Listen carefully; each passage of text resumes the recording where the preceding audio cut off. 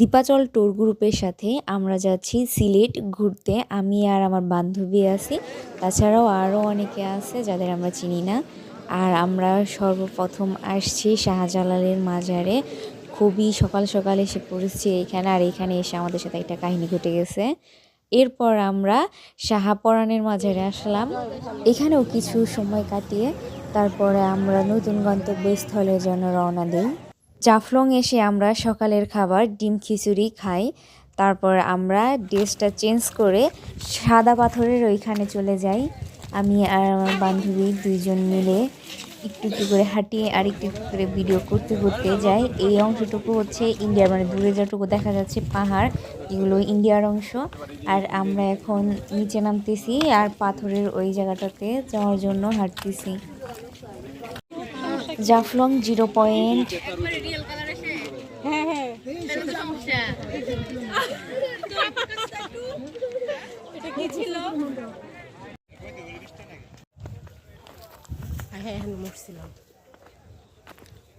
পাহাড় থেকে নিচে নামার সময় এক আপু বড়ই দেখে বড়ই কিনে নিল। উনি কিছু খেয়ে আমাদের হাতে ধরিয়ে দিছে বড়ই। আমার বান্ধবীর নামার স্টাইল দেখেন সবাই।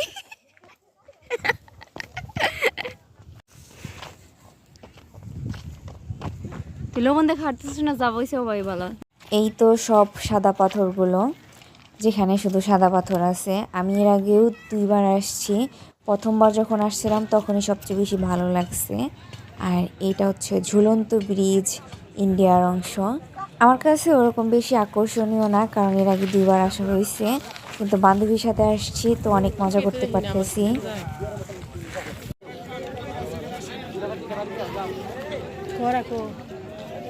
2008 সালে এখানে এসেছিলাম পরিবারের সাথে, তখন আমি অনেক ছোট। আর এখন আমি অনেক বড় যে আসছি। আগের স্মৃতিগুলো মনে পড়তেছিল যে আব্বু আম্মুর সাথে আসছিলাম, এদিক ওদিক ঘুরছিলাম, এইটুকু জায়গায় গিয়েছি, এইটুকু জায়গায় গিয়েছিলাম না।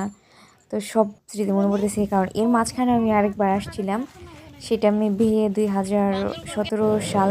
এখন যাচ্ছি নতুন আরেক স্থানে।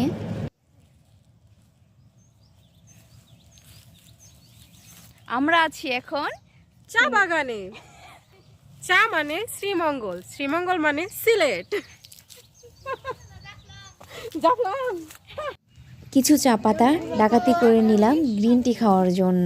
ডাকাতি কেন বললাম, যেহেতু সবার সামনে থেকে তুলছি এর জন্য ডাকাতি বললাম। এখন আমরা আমাদের নতুন গন্তব্যস্থলের দিকে রওনা হচ্ছি। এটা হচ্ছে লালাখাল, যার পানি নীল বা সবুজ রঙের মিক্স দেখা যাচ্ছে। এরপরে আমরা চলে আসছি আগুন পাহাড়। এখানে পাহাড়ের মধ্যে আগুন জ্বলতেছে, দেখতেই পাচ্ছেন।